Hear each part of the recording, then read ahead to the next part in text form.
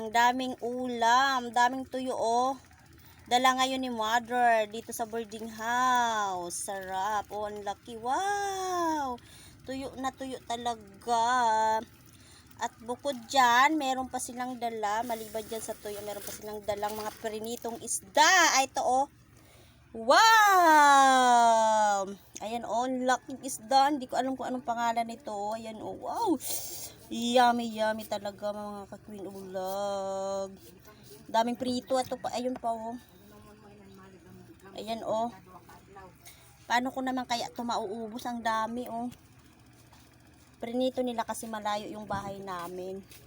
Daming ulam dun kasi nasa isla yun. Wow. Ang dami talaga oh. Tama-tama lang to pag may kapares, lalo na pag may gin. Wow. Sarap talaga. Ayun, may malaki pang ano. Ayan Oh, wow. Ibahan na si lola mo, di din